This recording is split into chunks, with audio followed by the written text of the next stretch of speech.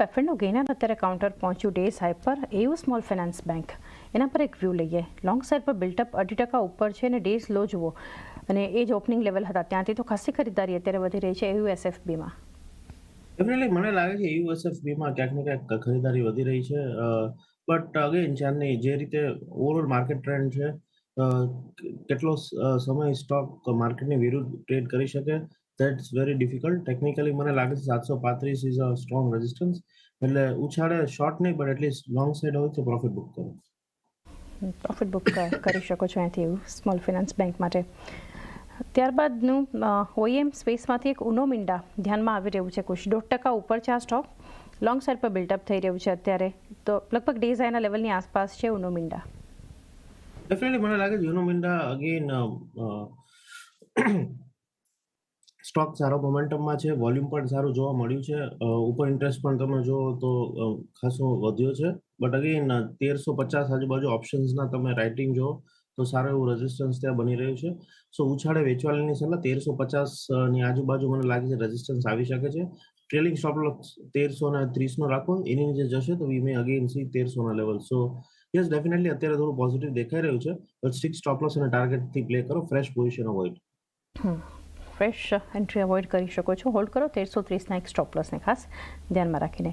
BPCLમાં pre ઓપનથી ખરીદારી કુશ આ stock બતાવી રહ્યો છે. અત્યારે પણ લોંગ સાઇડ પર બિલ્ટઅપ છે. 328ના લેવલ્સ પર BPCLમાં કારોબાર થઈ રહ્યો છે. કઈ રીતનો વ્યૂ રહેશે? અગેન ધીસ સ્ટોક ડેફિનેટલી દર વખતે ચારની આપણે ચર્ચા કરી છે ત્યારે કહું છું કે લોંગ ટર્મ ઇન્વેસ્ટમેન્ટ માટે આ સ્ટોક રાખો. શોર્ટ ટર્મમાં વેરી લો બીટા, સો ફ્યુચર્સમાં ટ્રેડિંગ ના કરો. Yes, if you are option player તો મને લાગે છે આ રેન્જમાં રહેશે સ્ટોક.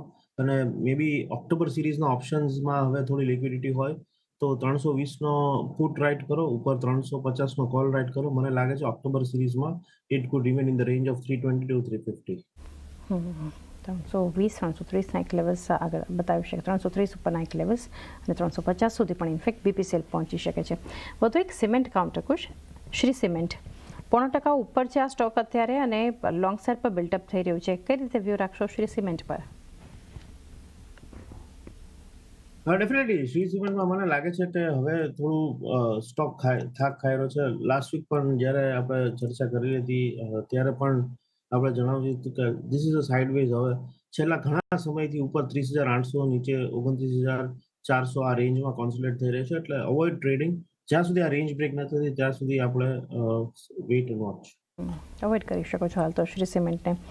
REC PFC માટે કઈ રીતનું સેટઅપ જોઈ રહ્યા છો? શોર્ટ કવરિંગ છે PFC REC બંને 0.5%થી વધુ મજબૂતી અત્યારે બતાવી રહ્યું છે. કઈ રીતે વ્યૂ આપશો? PFC RECમાં મને લાગે છે બેઝ ફોર્મેશન ચાલી રહ્યું છે લોંગ ટર્મ માટે. આપણે જોયું હતું 2 વર્ષ પહેલા દેવર ઇન ન્યૂઝ અને એક ડ્રીમ રેલીમાં હતા. હાલમાં અત્યારે કરેક્શન સારું આપણે જોઈ ચૂક્યા છીએ. હાલમાં મને લાગે છે 378 REC જે સપોર્ટ છે, ઉપર 395 રેઝિસ્ટન્સ છે. લા રેન્જમાં કોન્સોલિડેટ થાય એવું મારું માનવું છે. PNB હાઉસિંગ ફિનાન્સ ત્યાં પણ અત્યારે કુછ જોઈ રહ્યા છે મજબૂતી, 0.5% આસપાસની સ્ટોક અને ઇનફેક્ટ 5 સેશનમાં 3-4%ના પોઝિટિવ રિટર્ન્સ છે. અત્યારે લોંગ સાઇડ પર બિલ્ટઅપ થઈ રહ્યું છે. કઈ રીતે વ્યૂ આપશો PNB હાઉસિંગ પર?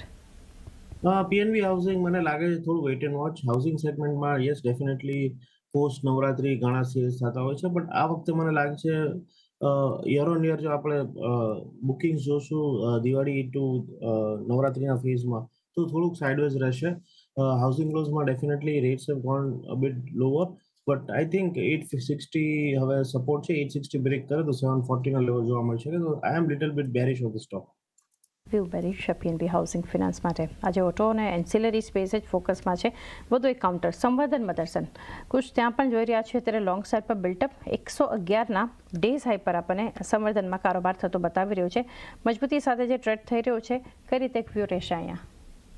ડેફિનેટલી મને લાગે છે સંવર્ધન મદરસનમાં સારી એવી તેજી જોવા મળી રહી છે. ક્યાંક ને ક્યાંક તમે જુઓ તો મોમેન્ટમ સ્ટ્રોંગ છે, but again this stock is very one of my favourite stock for investment.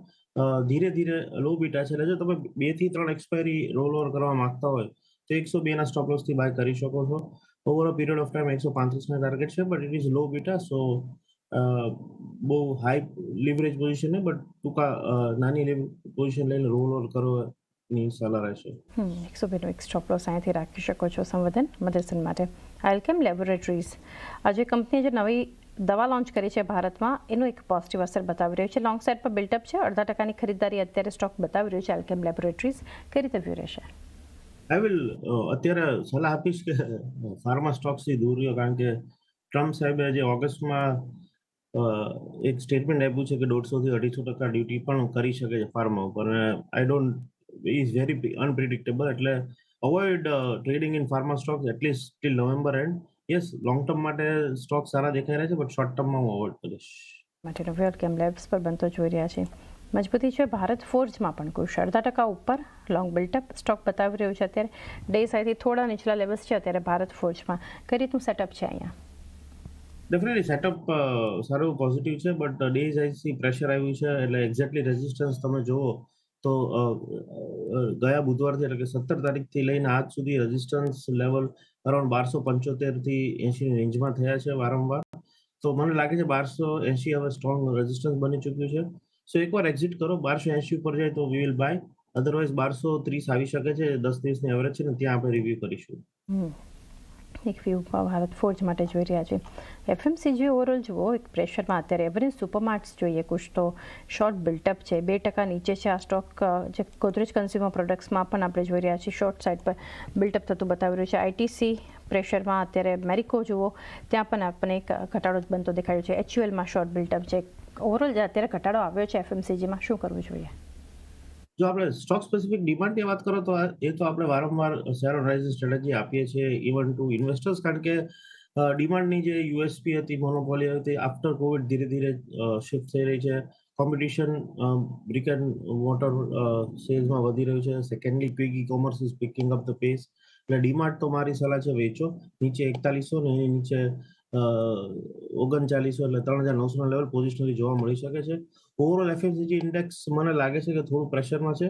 Definitely જો આપણે જીએસટી નો ગઈકાલે વી વર ચીયરિંગ કે એફએમસીજીમાં સેલ્સ આવશે ચાંદની, but I don't think overnight કોઈ મેજર ચેન્જ આવશે, કારણ કે ખાવાના 2 પેકેટની મારી કેપેસિટી હોય તો જીએસટી ઓછા થવાથી હું 10 પેકેટ નથી ખાવાનો. This is what I am been saying. અને આ જ કારણ છે કે આપણે પ્રોફિટ બુકિંગ જોઈ રહ્યા છીએ, because sales are gone down. નીચેની સાઈડ ઇન્ડેક્સ મને લાગે છે 55,000 આવી શકે છે.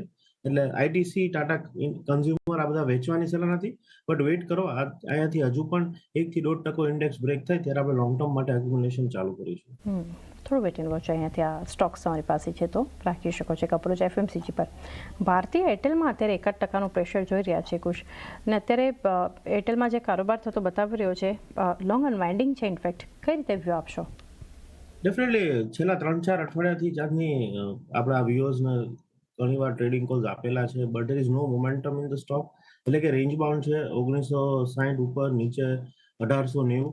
એટલે હું વેઇટ કરું છું. જો 1890 બ્રેક કરશે તો definitely I would aggressively go selling, કારણ કે ટાર્ગેટ 1700 ના બની રહ્યા છે. એટલે રેન્જ બ્રેકઆઉટની વેઇટ કરો. બાય અબાવ 1960, સેલ બિલો 1890. એટલે ઓક્ટોબર સિરીઝમાં ફ્યુચરના ઓપ્શન ટ્રેડર્સ અને ટોપ વોચ લિસ્ટમાં રાખી શકે ટોપ સ્ટોકમાં, કારણ કે it is a high beta stock અને રેન્જ બ્રેક થશે એટલે ફાસ્ટ એન્ડ ફ્યુરિયસ રેલી અથવા સેલ ડાઉન જોવા મળશે. વોચ લિસ્ટમાં